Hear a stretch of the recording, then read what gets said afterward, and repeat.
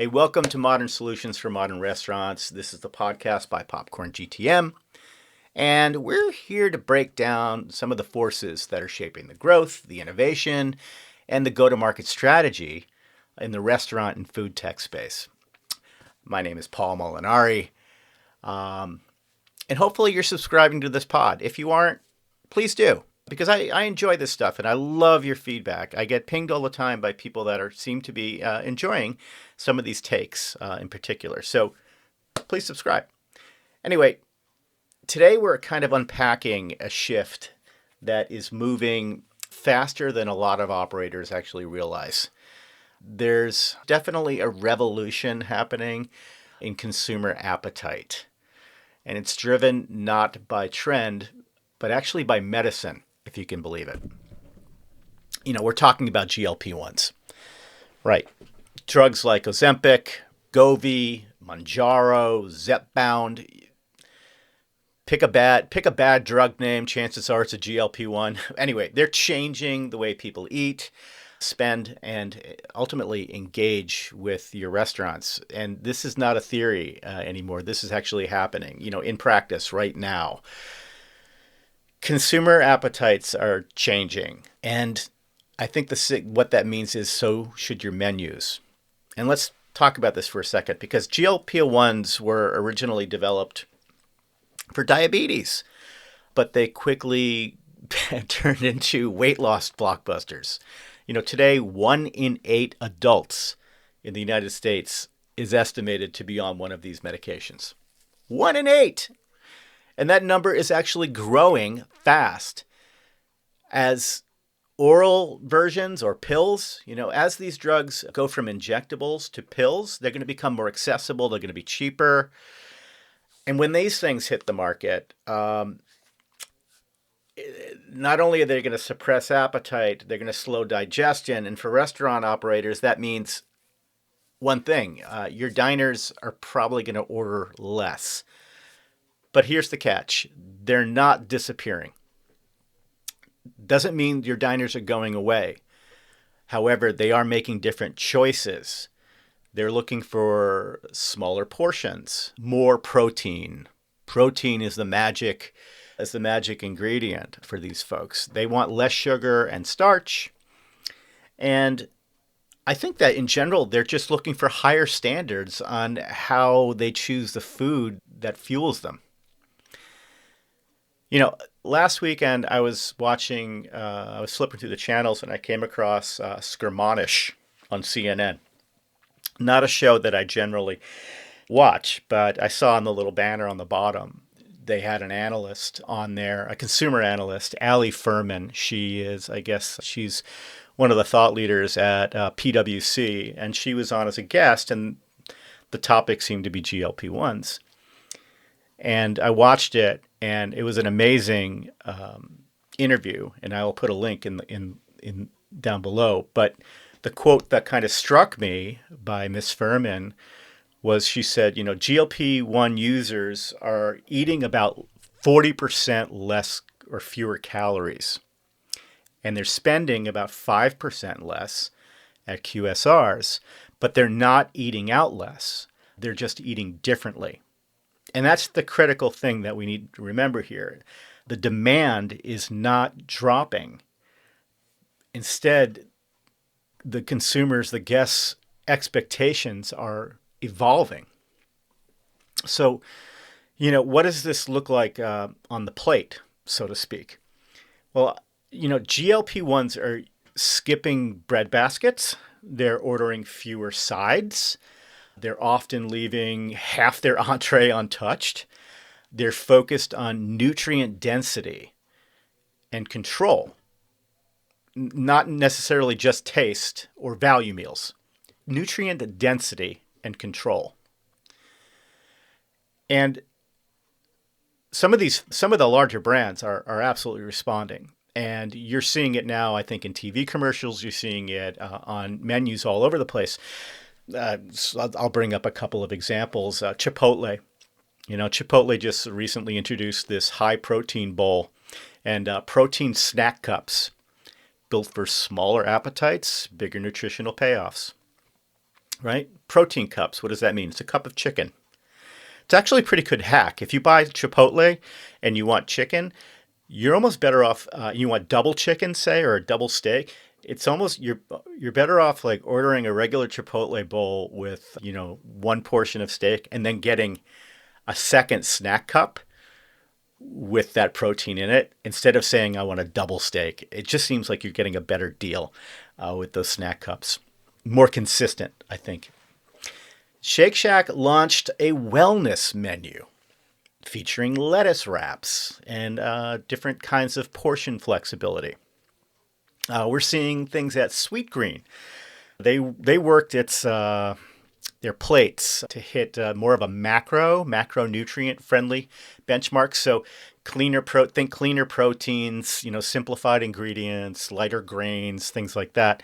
And it's even hitting the beverage market too, right? Starbucks and Dunkin', they're adding protein to many of their beverages. Like whole milk, for example.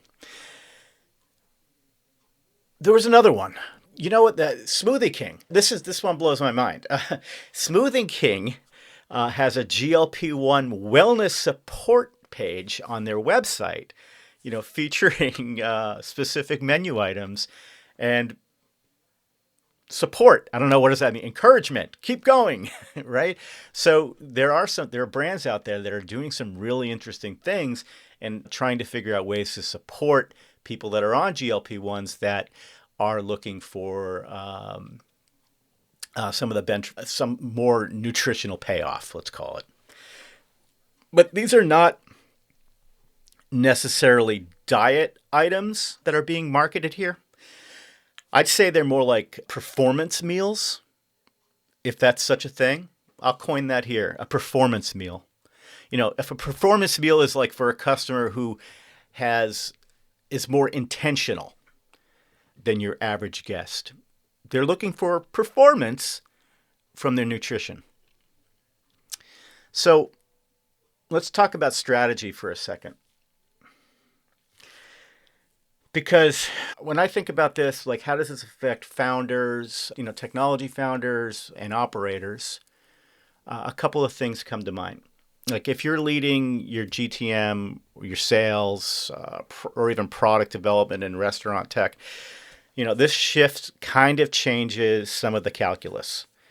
For example, with menu design, you need to kind of move beyond portion downsizing. Instead, like build SKUs that satisfy with less, right? So it's not just about making less, it's about satisfying with less. I think that also means offering modular builds, right? Like the Chipotle example, protein add-ons, macro-friendly options that also travel well. Let's not forget, the to-go component to this. I think that the pricing and the revenue has some implications as well. Smaller portions don't necessarily mean that your customers are going to spend less. However, you need to frame the value around the quality and performance and simplicity. But I think that performance is, again, where we need to frame the value. Performance from that nutrition. So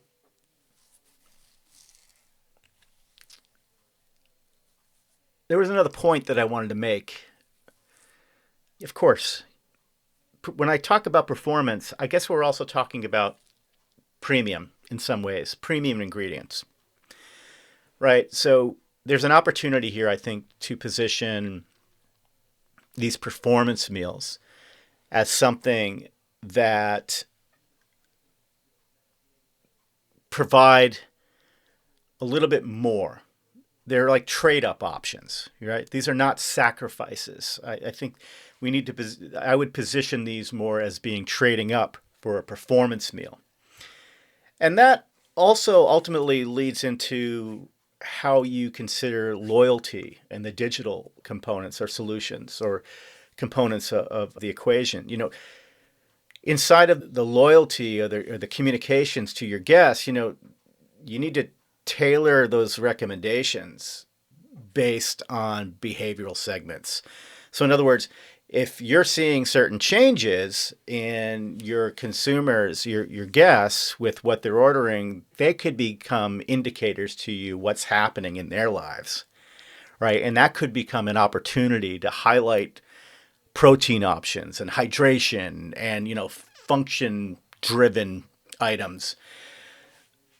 So keep in mind, keep an eye on, where your menu items are going, and you can potentially start segmenting those customers into this more healthier place, and you can then, I think, be more appropriate in how you converse with them and what you offer. So just to kind of like wrap things up, it's the appetites are not shrinking, meaning the GLP-1 effect, if I had to say, isn't a niche diet wave. I think it's part of a realignment. I think we've been seeing this now for a while. It's a realignment towards wellness, performance again, intentional living. And this affects how your approach to menu engineering, tech integrations, portion economics, your marketing language, as we just mentioned, how your brand is positioning, who will adapt and see a higher ticket size from a more intentional customer base. Or I think, it goes back to what Furman said. The GLP-1 customer isn't disappearing. They're choosing quality, nutrient density, smarter portions, right? The brands that meet them there are the ones that are going to win. I'll repeat that. The GLP-1 customer is not disappearing. They're choosing quality, nutrient density, and smart portions. And the brands that meet them there are going to win. So I guess what that means is ultimately don't downsize. Don't just make smaller portions. Instead, reframe. Look at this as an opportunity to reframe. It isn't about cutting SKUs or shrinking portions.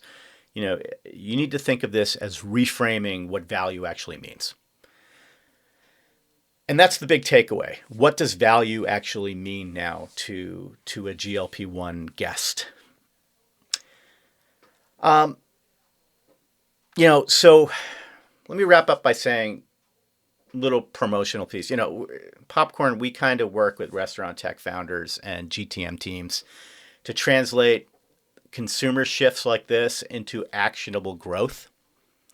And that can mean anything from sales strategy to menu positioning to partnership planning, even to tech enablement. We have a pretty substantial tech enablement practice now, where we have professionals that know almost every system and can modify your tech stack to actually meet some of these new shifts in market.